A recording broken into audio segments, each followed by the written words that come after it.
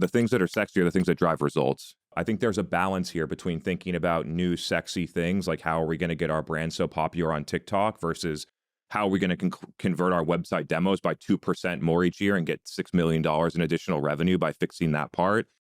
I think there just needs to be a huge balance between these things and not to have our own subjective judgment around what is sexy and what is not.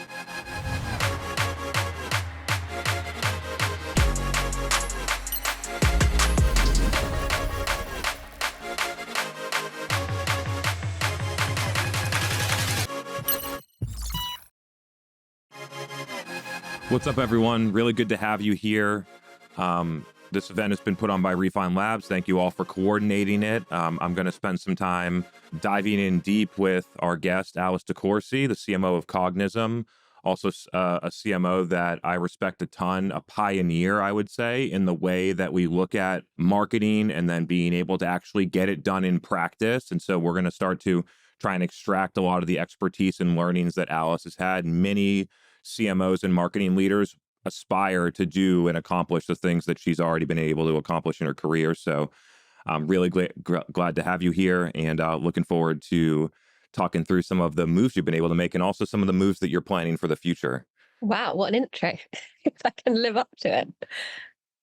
And also, I noticed as I was doing some of my research before the event, Diary of a First-Time CMO is now at the 1-year anniversary of publication. So congratulations on that book. I continue still to this day get DMs from people that read that book and got a ton of value from it. So thanks for putting that out into the world as well. And now let's get into it. I know that tons of marketing leaders, marketing teams, even people outside of the marketing department would like their organization to be able to make some of the transformations that you've been able to make at Cognism relative to the transformation from a lead generation marketing strategy into a demand generation strategy. And so maybe just to set the table a little bit, could you talk through sort of how you view the rationale around making this type of strategic change and how you go to market? Yeah, I mean, I think it was quite simple. Well, it's not simple, and the change isn't like super simple to make. And so I do understand like there's a lot of aspects to it that can be difficult. But I guess if this is comfort to anyone, to give you the backstory and the history, I was a complete advocate of lead generation and that approach, and believed that that was the only way, mainly because I was kind of brought into this philosophy of everything had to be measured. That was the way we built our revenue models. That was the way that we empowered the sales org. It's how we'd predictably hit target month after month, year after year at Cognism. And I felt like trying to change all of that was going to be an incredibly difficult task, and most importantly, getting the buy-in from really the CEO and then also other revenue leaders to do so. So much so I took Chris on this topic and kind of debated it with him a long time ago now. But we got to a point of scale, I guess, at Cognism where when I started digging into the metrics, it became incredibly clear to me that the things that were really driving our revenue and performance were all of that direct demand, the things that like actually high intent, want to talk to sales. And the stuff that we were spending so much time on and focus and energy was all of that good old fashioned lead gen, ebook kind of play. And when you looked at the resource and the cost and then the actual output from that from a revenue perspective, it became incredibly difficult to argue with that something needed to change if we were going to go on and scale to where we are today in terms of like revenue size and organization. We would have built such an inefficient engine had we continued that way. So very glad we made the change when we did. And yeah, that's kind of what spurred me on to do so. Amazing. And then, as people progress and as you progress through this sort of transformation, how did you make adjustments to the metrics and the KPIs that marketing is reporting, as well as to be able to get the executive team and the board aligned with the strategy? Because I know a lot of companies try to do this. They spend 3 or 6 months moving into it. They aren't able to set up the metrics properly. They don't get alignment. The things fall apart. They go back to doing what they were doing before that is easy to measure. And so would love to get some of your perspective on from a metrics and even like board executive management standpoint, how that works. Yeah, I mean, super important is you don't tell people you're going to change everything overnight. It's got to be like a step-by-step process, and you need to have that mapped out, and you need to actually implement it as a test. So I think how I had historically always approached everything at Cognism was like 80% was how we do, like how we're going to hit the target and keep things going as status quo. And then 20% kind of room for changing things up, trying new ways of doing things, testing new growth levers. And it was a very similar approach for this. So again, it was a case of us saying, right, we're going to take 20% of the budget and the spend, and we're going to put it into what we call this demand play. And at this stage, it was like, it's so basic. It was as simple as for 20% of the budget on LinkedIn, we were going to deliver and distribute the same sort of content that we were already doing on the gated side, but we were going to ungate it all. In that time period, we wanted to see that we could also see an impact in people wanting to talk to sales in terms of them correlating upwards in line with the spend. And that was as simple as my experiment was. That was like just how I mapped it out for the leadership. And I reported back on that on a monthly basis, and I ran that for 3 months, and the data kind of spoke for itself. And then at the same time, I was doing what I'd call some like softer stakeholder management, where I had started splitting the funnel for reporting purposes, and I was showcasing the cost that it to the business of us doing the lead gen model versus the efficiency of what the I want to talk to sales, high intent demo requests were bringing in for the business. And it became really clear in those meetings, like people were asking me, yeah, I get it. Like we can see that is the funnel we should be optimizing for. And we want more people to talk to sales. How do we do that? And that was where I could say, well, that's why I'm doing this experiment. This is where that's 20% of spend is going. You know, I'm going to prove this out gradually over time. And then if that does show that we can increase that bucket of people who want to talk to sales in line with the spend, then we know that this is something we can pull more fuel on the fire for. But I think that showcasing the split funnel reporting without saying, I'm going to go and change everything, but just like bringing that to the fore in meetings and getting like finance eyes on it, getting operations eyes on it, it just enlightened people to like, there has to be a better way. Like we were all kind of aligned on that sentiment.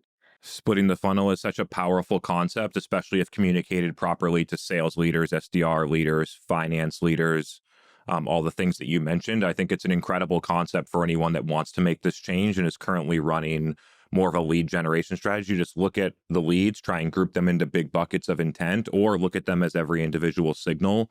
Look at how they're converting into opportunities, qualified opportunities in one, and then be able to present that data and show the differences of here's how our ebooks, our gated content or things like that versus a hand raiser. It's a great conceptual concept to help companies see that. And then even more so to that, eventually, if you're able to adjust how you model your revenue, not against any type of MQL, but also more narrowly defining what a quote unquote MQL means to make it more defined, like a hand raiser can be a great move as well as you're in that journey. And I just want to reiterate, love the step-by-step concept and not changing everything at once and working toward it, using that as a test or a way to prove out a concept, and then being able to gradually build definitely is a way to increase the probability of success when we do these things. Now that you've made that change and gone through quite a bit of scale since you've been doing that, I'm curious what your perspective is and some of the advice you have for people as to how to maintain efficiency through that level of scale when operating this type of strategy. Yeah, I think so. In terms of when I think about key initiatives that have been essential for us in scaling like this demand engine, at different parts of our journey, different things have become a challenge. So one of the things that we found was that we needed to build a structure for how we go about creating, ideating, and delivering content that's going to be the driver for creating all of that demand into our segments. And I'm not a paid sponsor, but we did work with Refine Labs on this, and we got a really helpful framework to look at how we think about the content that we need to be building and what sort of, I call them buckets that it sits into. And that gave us a really good framework to go away and kind of start creating a roadmap for that content. So we think about things in 4 buckets, which is product, content, which is, I think product speaks for itself. I don't need to explain that, but that was actually a huge unlock for us. That was creating way more content around what it is that our product really does and how it helps our customers and personas. And we just did very little of that in in the lead gen world. And now we are, I think, quite innovative within that, early adopter of interactive demos and ungating those and thinking about how can we scale case studies without actually needing customers. So utilizing our customer success org to actually do walkthroughs of our product. They can talk about a use case and a real customer without having to actually talk about the brand name and getting permission. And that's a really great way of like scaling that type of product output as well. So thinking really innovatively about how we built that product bucket was like a huge unlock for us. The content bucket, which is that dotted line back into what your product does. I think, again, that was a really interesting perspective that we'd never really thought about. Before that, we just kind of had thought leadership and tactical. We never really thought about this kind of other bucket of content, which is sort of sits in the middle there and can sometimes be a bit more of a challenge to think about what that should be, depending on the persona. For us, we're a B2B content data provider. So actually for sales, it's super, super simple. Cold calling is a great piece of content that we can kind of do endless amounts with that sit there. And on the marketing side, it's actually something we're discussing at the moment. It's a bit more nuanced and it's sometimes more challenging, but it's just a good way of framing how you think about things. Then we have a thought leadership bucket, which again is obviously very simple. That is general thought leadership that does not need to be tied to what we do as a company or a product. And then the social proof piece, which again, really, really important. And I think we've done a lot of innovating around in terms of how we're doing that and using it as well. And it's great to see that loads of the team's ads are kind of shouted out across LinkedIn a lot of the time as well. And they're really thoughtful about how they go about approaching it. So I'd say that was like a big challenge. And it was just taking those 4 buckets and starting to think about how we were going to continue to create content within them. And when we needed to as well, like when did we actually, like what was the threshold for swapping content out of a bucket and renewing it with new content?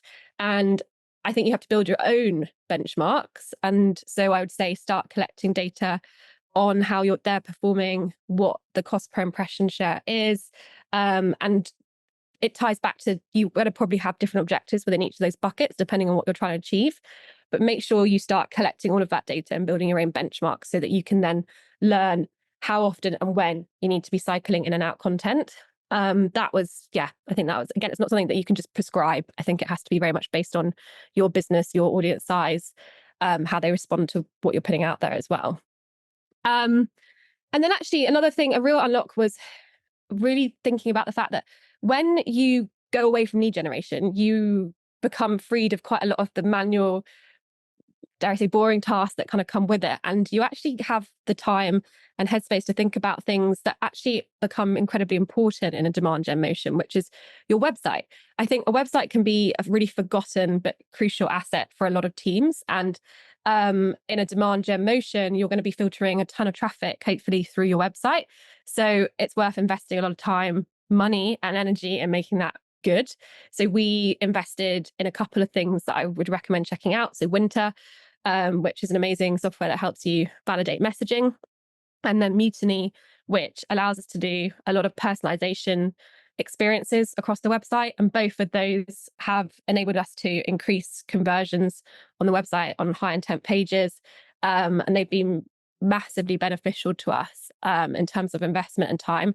And I think the other thing on that is don't just buy a piece of tech and not have a plan for how you're going to implement that systematically. So again, it's like, how do we create a program of developing initiatives using this tech to help us continue to scale, maintain, and improve our website? We're definitely in the phase of like making sure that everything is quite process driven and there is data to back up the way in which we approach things. Next, tell me if you want to stop, but I've got another. Keep going. This is Keep gold. going? Okay. Yeah. Okay, then another thing is the SME program. I think that Cognism has done this really well. And I do think that it's still early days for a lot of companies when it comes to working with, when I say SME, I mean subject matter expert, when it comes to working with subject matter experts and how they roll that out across the programs and what they're doing. So I think we've actually been able to prove this at all levels of spend. So if you're on here and you're coming from a smaller organization with a lower budget, don't think that rules you out from having an SME program. Our brand that we have, Casper, has very little, just due to the cost of the cost of our total ARR of a product sale there. We have very little budget to spend, but we've managed to create just a successful SME program on a very much smaller budget and scale. Whereas at Cognism, we have like 3 core personas, and we've built out SMEs for each of those: sales, marketing, and RevOps. And again, the complexity of the program varies depending on the persona and kind of how, I guess, where we are with it. So with RevOps, it's quite new for us. We have quite a very early adopter kind of program going with one subject matter expert. And we keep things very simple. And then on the sales side, we've gone like, I guess, showbiz with Morgan Ingram working with us on the sales side of the subject matter expert piece. And that's been really great for us. And then on marketing, we're able to utilize our own internal resource there. So I think thinking about a subject matter expert program, how you want to approach it, building it out is crucial. I think that there are some key things that you want to be thinking about when you work with a subject matter expert. You need someone who generally does know what they're talking about and like lives and breathes that stuff and is going to continue to do so, really important. But also that they can hold people's attention well when they're going to come across in the media formats that you're actually going to be sharing a lot of this resource from, because that can actually sometimes not be the case. The two don't necessarily marry together and can be difficult to find. I'd say it's also really important that you create very clear objectives from the outset. Always pay them, like just never don't pay them, because it just won't get what you want from it. And I think as a team, you have to take and hold the accountability for getting the agreed output from that subject matter expert. And you should have a vigorous program for really reporting back on what you're getting from them. And I think those are kind of, in a nutshell, some of the things that have helped us really scale our demand engine over the last couple of years. That was amazing. I'm going to just sort of double click and highlight a couple of points that you mentioned for the audience. So I think the first one on this like organic thought leadership play, what Alice calls an SME strategy, is critically important through scale, because organic is going to blend down your overall cost of acquisition. It's much less expensive to actually go that route. And so rather than just continuing to double your budget on paid channels, to have more of a balance between paid and organic to keep cost per opportunity and customer acquisition costs lower and improve marketing ROI, hugely impactful when you can get it right. You totally read my mind on the website. I was actually going to go there right afterwards, so I'm glad you went there. Is that when you shift the strategy, and instead of having your LinkedIn lead gen ad where you're not even thinking about if the customer is going to get to our website, you just want them to download the ebook via LinkedIn and then enter your email nurture flow or get called by an SDR. When you shift your advertising strategy, and instead what you're doing is, I'm trying to deliver this information in LinkedIn so that later someone goes back and searches my brand in Google and lands on our homepage, then that's when the website really, really, really matters. And then lastly, love the point that you mentioned in terms of having a variety of different content. I find that many companies out there have so many good assets when it comes to product marketing and social proof and other things like that, but never think about taking them off of their website and then deploying them using paid programs. It's because of the lead gen mindset and methodology. And so when you're able to shift that, then you can go and take your key feature pages and your key customer stories and things like that and deliver them ungated on LinkedIn. And all of a sudden your target customer is seeing that stuff for like 3 cents per impression. It's very, very powerful. So let's move to a little bit of future forward things. So one of the things that I wanted to talk through, you published your book in February 2023. So it's been about a year since that book came out. What are some new things that you've learned during that time that maybe weren't included in the book that would be like a 2.0 for some of the people that are fans and have read it? Yeah, I think it's just the way in which, I guess, a lot of the process and the scaling of the same sort of ideas and initiatives that are in the book, but as I always say, we're building our playbook in public. We're still iterating on it like daily, weekly, monthly. So it's like, consistently learning. But I think one of the things would be about, how do you think about content creation? So cool that we've got the 4 buckets, but for example, just if you take the content and thought leadership buckets, just thinking about how you're going to build, ideate, and create more content for those buckets, there needs to be some framework around that. Like your team has to get behind some form of planning and methodology in order for that to really work on like it at scale, essentially. And we've tried some variations of this. So we actually we worked really closely with Todd Clauser and Abaid on a framework called Easy Mode. And that was a really good exercise of us, I guess, thinking about content more strategically and in this demand gen lens. However, I think we're now if I'm being transparent in the light of kind of sharing what we're building, we're taking a bit of a step back from that, because one thing that we've realized is what we had done really well without actually intentionally doing it was had nailed what we wanted to be known for within two of our core personas. So on the sales side, it was cold calling. And on the marketing side, it was this lead gen to demand gen shift. And what we realized we kind of done is we started over engineering the way in which we thought about the content, and we were taking it down like too many levels. So it's almost that issue of being, if you're known for everything, you're kind of known for nothing. And we are now revisiting the way in which we're thinking about content creation. And I think we're going to simplify it much further. And it's just going to be a question of like, I guess what the Easy Mode framework would have called your strategic narrative is actually just like, what do we want to be known for? And then we'll kind of split it into the thought leadership and the tactical. There's this whole theory of, are you talking to a bottom up audience, middle out, or top down? And that kind of covers it. It's like thought leadership or tactical. And then we'll have one further lens where we'll think about, is this for everyone? Or is this like, and if it is, does it need to be tweaked for enterprise? And that is a more simple framework and structure we're going to be working on deploying over the rest of this year. And so we'll see if that helps us kind of take the best parts of what we have been doing right with, I guess, stumbling across these core topics, but then also having a process and framework that enables you to ideate quickly and to, really scale that content engine. And I think that's really important. Another thing, which is definitely a term I've just coined, my team are like, what are you talking about? But value loops. This is something that I've been thinking about a lot. And I came to realize that it's okay. When you think about you, and oftentimes when we're measuring things and we're thinking about even just a demand gen play, we think about something in silo or something in and of its own thing. So you might look at, to give an example, this live event and say, this live event is really successful because we attract X number of people, percentage number of attendees. And that's great. But when you what really is going to be successful and allow you to scale is if you build an audience of people that get captured in what I call value loops, which are initiatives which deliver value consistently, that you don't have to have a net new initiative in order to make that happen. So a newsletter would be a great example of that. Once someone subscribes to your newsletter, they are continually delivered value, assuming that you only deliver premium content and all of that stuff.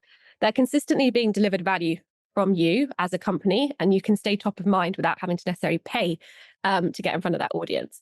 And some of our live events are very similar. Once people are engaged with that live event, then again, we can consistently deliver that kind of value over time. And a way in which we've kind of built out that value loop for a live event is to supplement it with more of a community as well.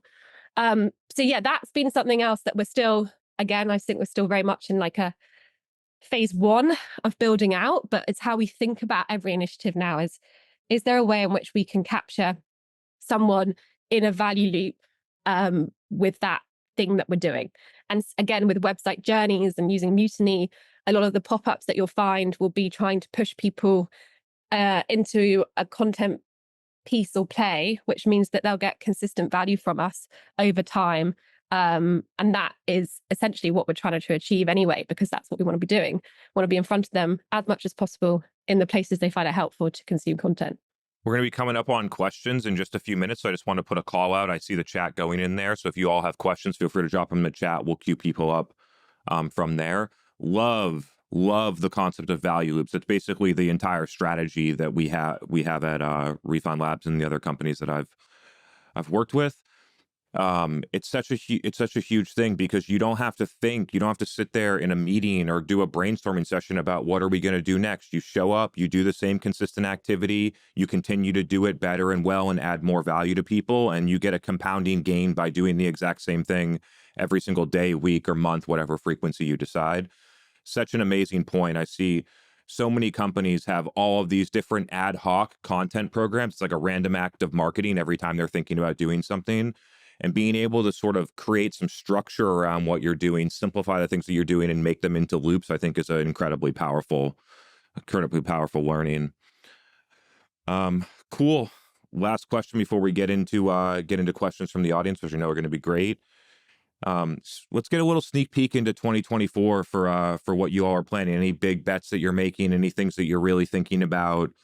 Would love to get the audience a little bit under the tent around some of the things you're thinking. Yeah, I mean, I think in terms of like big bets, I mean, something that we are working on, it's not necessarily a big bet. I think it's something that people talk about a lot, which is ABM, but ABM for Cognism. Again, it's going to be a playbook that I'll probably build in public and be very transparent about. I hate buzzwords and just doing something to do it.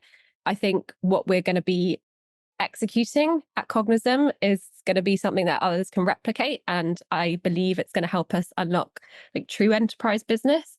We're taking a lot of the demand gen principles and we're kind of applying it, just on a smaller scale, more one to few, one to one. And don't worry, it won't require tons of technology behind it either. So I guess that's a teaser of stuff that's like we're working on, we're thinking about problems that we're going to be solving on like that side of the fence. And then I think like it's not a sexy thing that we're doing, but I think it's important. Super laser focused on the funnel, like every single stage, to the point that it's like boring. I mean, it's probably boring anyway, but what can we do at every single part of the funnel to improve our metrics and to get more out of it? Like everyone's talking about efficiency, doing more with less. Like this is like an incredibly easy place to start because you've already got stuff going through it. And it's just about optimizing it at every stage. And I think where we've grown really quickly and we've had a lot of success, we've got a lot of opportunity in there that we just need to like really focus our attentions to. Different initiatives, again, which aren't random acts of marketing, repeatable, process driven. And we're going to be doing a whole series on that actually as well. So hopefully we can share all of those things that we're going through to really tighten up our funnel with all of you as well. So that's a really unsexy thing, and then hopefully a more sexy thing.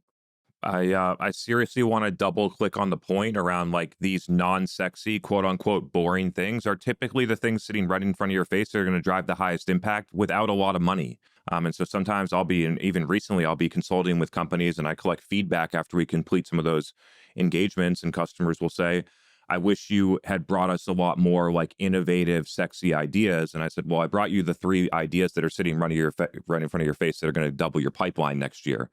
Why? I mean, so I think there's a balance here between thinking about new sexy things, like how are we going to get our brand so popular on TikTok versus how are we going to convert our website demos by 2% more each year and get $6 million in additional revenue by fixing that part. I think there just needs to be a huge balance between these things and not to have our own subjective judgment around what is sexy and what is not. The things that are sexy are the things that drive results. Is the way I think a great way to frame it and look at it. So, Alice, And you've already done all the work as well. So like, why don't make the most of it? Seriously, yeah, especially with the funnel and the website and things like that, it can be hugely impactful. So, thanks for sharing all that. I know people that probably sparked a ton of questions. I know people are thinking stuff. So would love if you all feel comfortable coming on live. We can ask Alice questions. I'll weigh in my perspective when I have one. And we can have a little bit of a dialogue and understand what you all are seeing and what you want to learn. So Megan, let's move to Q&A. Let's do it. We got a bunch of questions covering a lot of the topics that you mentioned. So this will be a great opportunity to dig in deeper and clarify some points. Nancy, you're up first. I'm going to bring you on to ask your question live. Welcome to the show. Thank you. I always learn a ton. This was fantastic, as usual. And Alice, I am clicking on Amazon right now, ordering your book, even though I'm going to ask this question, which is, Does your book detail some of the nuggets that you shared with us this morning, specifically like how did you set up your split funnel? What framework did Refine Labs actually share with you that helped you rationalize your content? Did you get into that level of Yes. detail? Yeah. Okay. And if you wanted to check before you purchase, it's also available online. So you can validate this first before you go ahead and buy the book. But it is very detailed in terms of the step-by-step approach that we took. The premise of the whole book is actually that because we were building in public, as I mentioned, by that, I mean, I was documenting things through posting on LinkedIn really across the last 3 years. And so every post is accompanied by a more in-depth explanation of what actually went on behind that either thought or the initiative that we ran. And there's a lot of like practical guidance within it. And it's a lot about the lead gen to demand gen shift. And I saw that you have 20,000 people following you on LinkedIn. So I just send you a connection request. I hope you will accept. Of course. Well played, Nancy. Nice work. All right, we have another great question from Sophie. So I want to bring you on next. You had a question about the benchmark concepts. I think this is a great one to dive into a little bit more. Welcome, Sophie. Hi, thank you, Megan. Yes, it's actually funny because can you hear me, guys? Yeah. Yeah, right? Yeah, good. It's actually funny because yesterday I had the same chat with my manager about own benchmarks and how we're going to approach that. So I would be curious to know how you did this, Alice, how you approached this, because it seems like a bit of like an overwhelming topic, but yet super important to get it right, to measure the right things. Yeah. So I guess to unpack it, if I'm talking about like when we think about LinkedIn as an example and the 4 buckets that I spoke about, within that, there'll be campaigns that have different objectives. So let's take a reach campaign objective, for example. What we did was we would create like a report based on the data within that campaign and other campaigns that we're running, because we have different other reach objective campaigns running against the different personas. And also on our other brand Casper. Anyway, we would be pulling all of that data. And for the first like 3 months, we're not really doing anything with it. It's just a case of collecting the data. Like we would look at it and see, has it gone up? Has it gone down? Just because that's like just an interesting thing to keep an eye on. But then over time, what you're going to see is if there's a correlation between things like the frequency of the ad served and the cost per reach, and if that is driving it higher or lower. And those are things that you can then correlate when you're collecting all of this data over months and months and months, and you can start to understand where a healthy benchmark for you as a company sits. What's the best frequency? I mean, I'm sure Chris could probably talk to what he sees, and because he has visibility on tons of accounts. But as a company who only looks at your own account, this would be the approach that I would take. I think it's partially driven by the volume of strong content that you can produce as well. So some companies that don't have that engine have to run a campaign at 6 or 10x frequency because they don't have anything else to put behind it. I think the optimal ends up being somewhere between 2 and 4x frequency, where that person eventually is going to have almost a point of saturation. Like I've seen this ad, it happens to me too. Like I've seen this ad 6 times in the past day. Like I get it, but give me something different. And so there needs to be a balance between how much content you're actually putting out and the quality of that, the size of your audience, and then the spend that you deploy on a particular channel, and to balance those out so that you're reaching the right point of saturation with the audience. Only thing I would add to that, and completely agree, is that there are some campaigns for us that have been on forever, because Totally agree. against our benchmarks, they never decline. Our influencer ads would be a great example of those. So these are ads where it's a post that I've done organically, and we've taken it and made it not look and feel like an ad, but we're serving it up as an ad, and then it clicks through to more content essentially. They are by far the best in terms of pipeline and revenue for us. And that's never changed, and they just have remained on. And so sometimes there will be things that will stand out to you where you'll be like, frequency is X, so I should probably turn it off. But you have to then look at pipeline and revenue. Like you need to follow it all the way through. Classic. Awesome point there. All right. The questions keep coming in, so let's keep rolling. I'm going to bring on Libby to ask the next question. Welcome, Libby. Hi, Alice.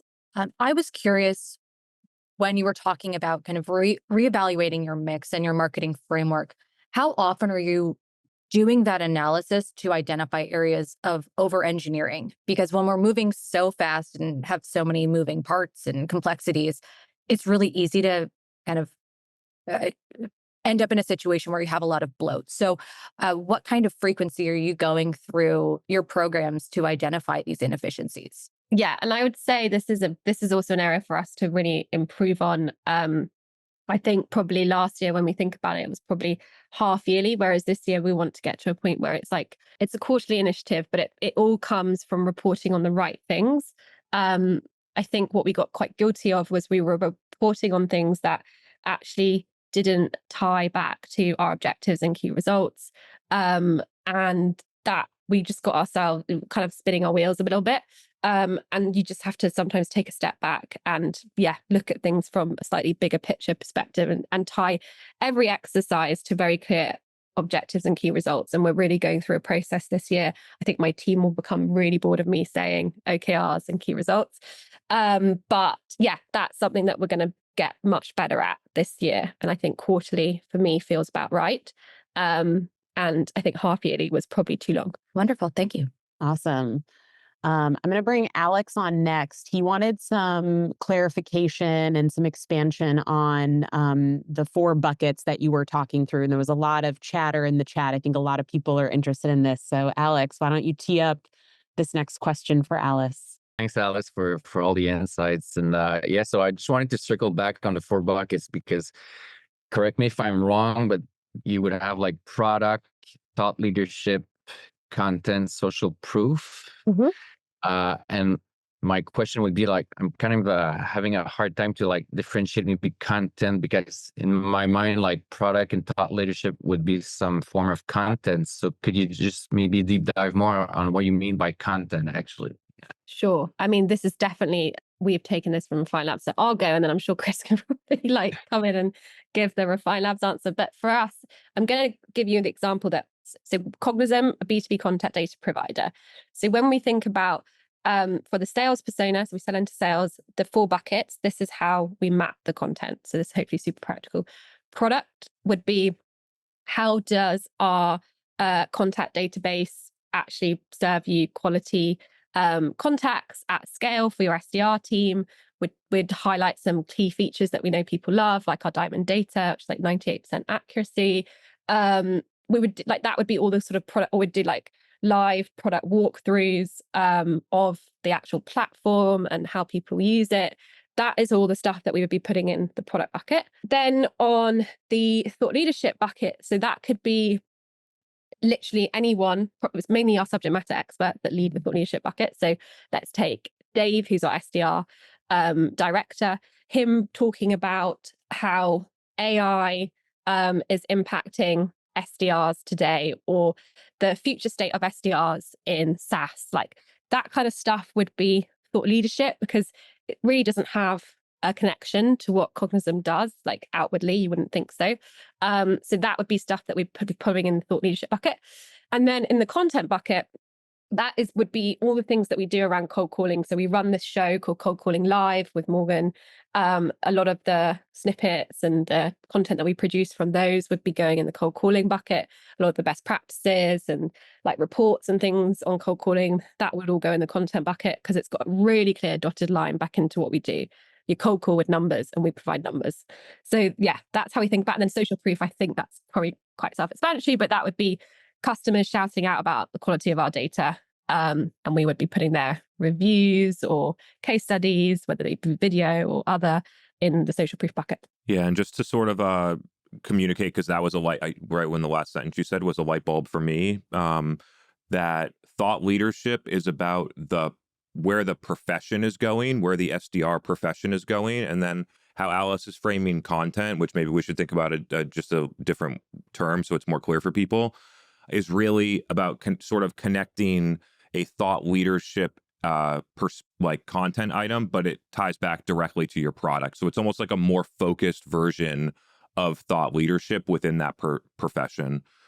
And then the way that I've always thought about it is product marketing, which Alice explained perfectly. Sometimes you could put social proof into the product marketing category if you wanted to, but I love that she broke it out. So for clarity, you have category marketing. How are we actually marketing just the idea of using a database, but not necessarily use why we're better than a different database? So that could be one. Typically for newer categories, like the database category is very mature. I don't think we need to convince people about why they should have one. I think that's well been done right now. So maybe not as relevant to more mature categories. And then you have the thought leadership bucket, which could then be broken down a little bit deeper to things about the profession, but also the thought leadership topics that directly tie back to your product. Yeah, and I would say on our Casper brand, where we don't have the same level of spend, we started out by combining product and social proof, and to some extent thought leadership and content. So if you don't, because it is a lot to maintain to have these 4 buckets consistently, that's a lot of budget split. It might not make sense for you, depending on the size of your organization, to do that. That's like what I would call the best possible scenario, but there's ways that you can kind of hack it if you can't do it that way. Yeah, early stage thinking about, we have a product marketing stream and we have a thought leadership stream. I think just having those two simply would be could be a great way to get it off the ground and then expand from there. It was perfect. Thank you both. All right, we're going to go back to measurement. So I'm going to bring on Raul. He has a few good questions. So we'll give you a chance to ask a couple questions. All you. Hey, Alice. First of all, I want to say that I'm a big fan of your book. I read it, already gifted it to 2 of my marketing colleagues.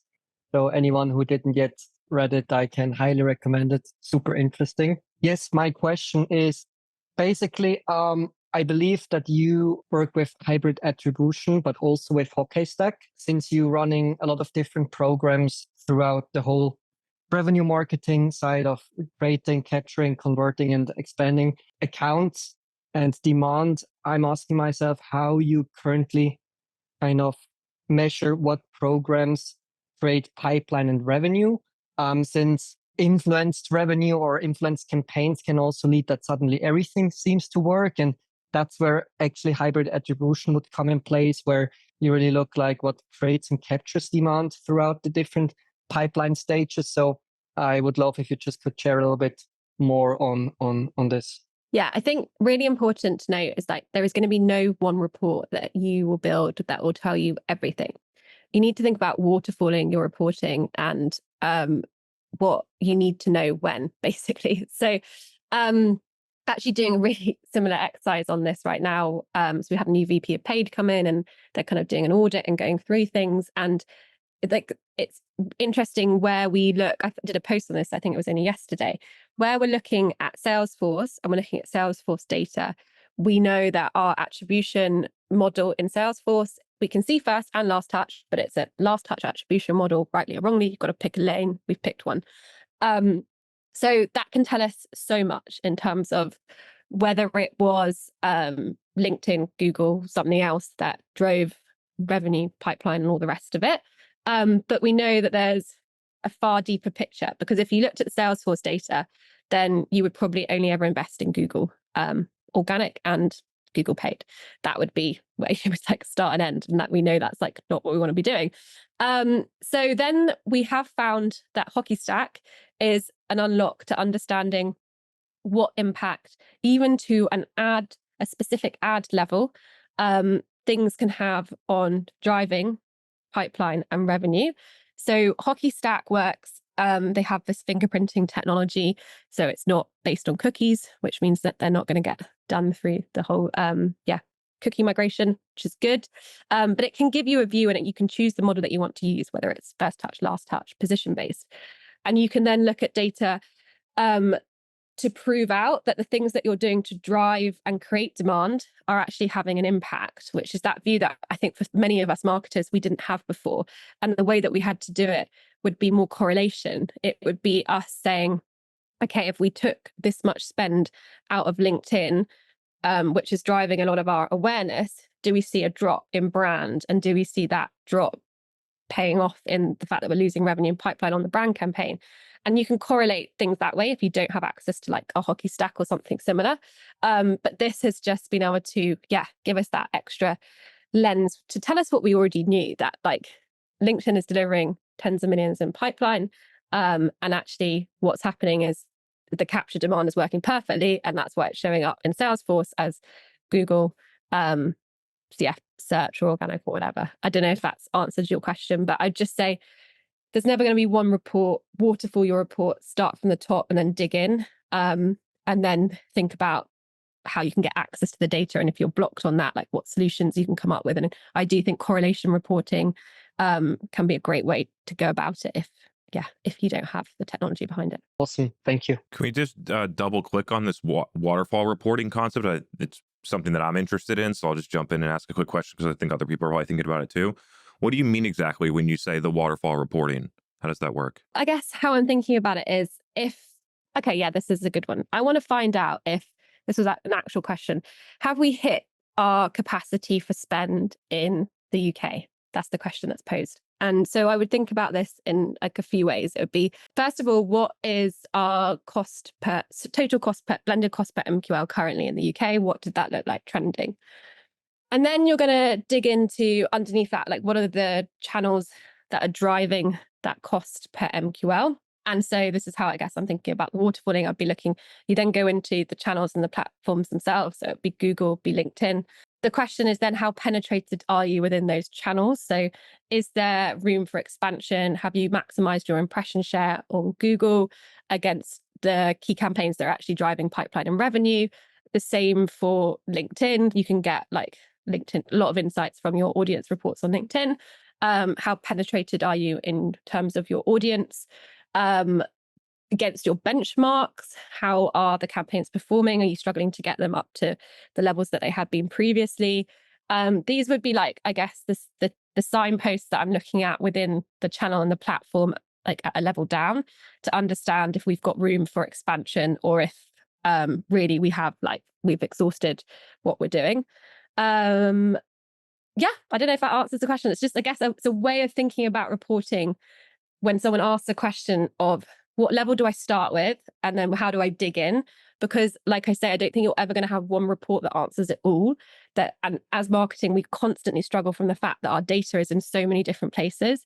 So I think just like theorizing it and thinking through it in a way that's like waterfalls the data so that you can dig in and find the answer to the question is how I go about it. And then one more quick follow-up, I promise. How do you balance this idea? Because I see companies basically report and analyze in two different ways. They like start all the way at the top, pipeline, revenue, NRR, and then work down. And then you have other companies that have built their QBR deck where all of the manager and specialist level people build 5 slides and then build it up. And would love to hear whether you think that both is the right concept or how you all think about it there. Yeah, really interesting, because I think what we've done is we've been way too bottom up and we need to be more top down. So a perspective that I guess the new VP of Paid's come in with is exactly that. Like we were looking into a lot of our reporting and we have so much of the bottom up stuff, like too much, that when you ask why, you suddenly don't have an answer. And that's because you're not looking at it from top down. So I think, again, it comes back to waterfalling, like top down waterfall, I guess we should say, specify. And I think the problem you will get into is you're actually doing like too many micro actions on the bottom up. And the impact of those actions is like very little, and you can become really in danger of doing a lot of busy work that's not really having any meaningful impact on the top down. Great clarification. Sorry for the little diversion, Megan. Let's get back to the questions. No, I think we're good. I'm waiting to see if anyone else has a question, but I had a couple of questions that I'm going to sneak in here now since I have an opportunity.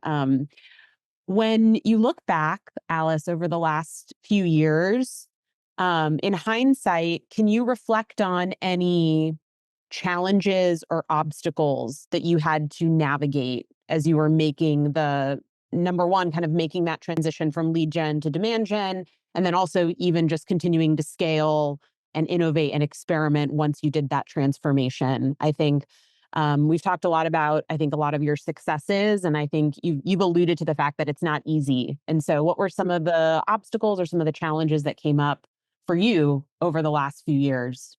I think one thing we probably haven't spoken about that much is like sales and sales role within that shift. So that was definitely a big transition for us when we moved. We had a whole team dedicated to dealing with content leads. We were generating thousands of these content leads at like $10 a pop, which seemed amazing. We got really good at lead gen, but and that was their whole role, was to go and call in on these leads and try and book them in for a meeting. And suddenly you're saying, we're not actually this isn't gonna exist anymore. And we're only gonna do inbounds and people who actually want to talk to sales. And then you open up like a whole can of worms, which is, what's the best way to do that? Because we now have thousands of people requesting to talk to sales every month. And it's been a big operational process, I guess, around all of that in terms of really working out what works best. So experimenting with having dedicated, what we call marketing development reps, who speak to those inbound leads versus directly routing them to account executives, versus directly routing them to SDRs paired with account executives on larger accounts. Like, there's a whole ton of iterations in there, which we've been working through to kind of hit on, like, what is the perfect way to run this model that's cost effective, a good experience for the customer, and also like as efficient as possible. So, and there's a lot of operational lift that comes with all of that as well. Like, that has to go on in the background. Some of the things that we use to help make it more, I guess, easier is we leverage something called Lean Data, which is a great software for routing. And we also enrich data with our own database, essentially, so that we can decide if we feel like these are great fit accounts, and we can then start directly routing them to account executives without having them have to be pre-qualified with an MDR. Yeah, so all of that, there's like a ton that comes with it. That's like the nitty gritty stuff. It's actually really, really important, and a big change management piece as well. Thank you for that. We have a new, a late joiner that has I think, a very interesting question. So, all right, we're trying to get her on. I'll go ahead and ask for her to keep us going. How do you think about labeling and handling intent? I'm going to assume that what this question is getting at is, when I say like high intent lead, I guess we're going to call it that, what is that to our business? And like, what do I mean by that? And so there is just two versions of it for Cognism: someone requesting to talk to sales, or someone requesting information on pricing. If they do one of those things, that for us is an intent, like that's a high intent lead. And that's something that we then, go ahead, and the rest of the processes follow from it. I think when you go away from lead generation, the great thing is you don't have to worry about lead scoring, arguably lead grading. We do some grading, that's more on the enterprise, like ABM side of things. But this whole idea of like what's low intent, high intent becomes like really, really clear. Yeah, that's how we think about it. Yeah, and when you're, just to add on a little bit, when you're doing these things, two things matter: account fit and account intent. And they are two entirely different dimensions that we need to be looking at both. Just because you have a great fit account and they downloaded your ebook may not mean that they're ready to talk to sales. Or if you have a medium fit account that submitted a pricing request, maybe that should be, maybe that'll have a better conversion. Most likely it will. So fit and intent really matter. I've been sort of evolving my thinking on this, Alice. I'd actually love your feedback on it, because we've started to get to the point now where I felt like starting to say, like, whether it was a demo, or what about when they like watch a recorded demo? Is that a high intent? Is that medium intent? It started to become a little bit subjective to me. And so what we've started to transform at Paceto is thinking about it not necessarily subjectively about what do we think the intent was, but more so the data and the conversion rates down the funnel. And then it becomes a numerical objective thing where if you watch a recorded demo video and that has the same level of conversion rates as a pricing request, and those all fall into one bucket based on the actual performance rather than like a subjective definition. We're not there yet, but that's where we're trying to get to.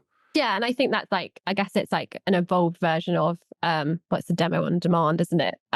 So it's one of those things to be tested of, is someone just watching it to watch it and learn more, and they're still like really early on in their stage of analysis, or are they actually ready to buy? And I imagine there's going to be a whole swathe of data, and yeah. As we close out the session, I'd love to ask both Chris and Alice a closing question to get your thoughts as we wrap up for today. So what would be your top advice for any B2B company out there that's trying to replicate, the success of making this transformation from lead gen to demand gen? What would be some of the advice that you would leave the listeners with as we wrap up? Honestly, think you'll succeed if you do really well at content. And I don't mean that small bucket that I talked about in the context of the 4 buckets. I mean content in its broadest possible term, and that includes all 4 of those buckets. I think if you can be the place that your audience goes, wherever it is that they like to be, to find out more about either you, your industry, or like things related to what the product that you serve, then you're going to be successful. And so that is led by all of the things I spoke about, like subject matter experts and these types of initiatives. But if you can figure out content, then you're going to be okay. Love that. And what I'll add is use data to make the changes and get people on board, not your opinion. And that you leveraging, whether it's a split the funnel process or other types of analyses that you could do to demonstrate to the organization that what you're doing right now is counterproductive and it's not helping the marketing investment, the company, the sales or SDR team, and being able to communicate that using data is going to lead to a much likely probability of success. And then additionally, once you start moving forward in that, recognizing that if you do not change the metrics that you're scoring and reporting, then this will almost undoubtedly fail. You need to be able to shift what are the core KPIs against like a high volume of MQLs or form fills and starting to think about it differently. You'll also likely need to think about attribution differently. And so thinking about that as looking at historical data and then shifting the metrics to set you up for success in the future, I think is a critical foundational item as well. Great conversation today. Thank you so much, Alice. Thank you, Chris. Thank you for all of you that attended and asked all of the great questions. We'll get this published to the podcast and YouTube as usual. And we look forward to seeing you at the next event. So thank you, everyone. Great session today. Thanks, Alice. That was super fun. Great job. Thanks, everyone.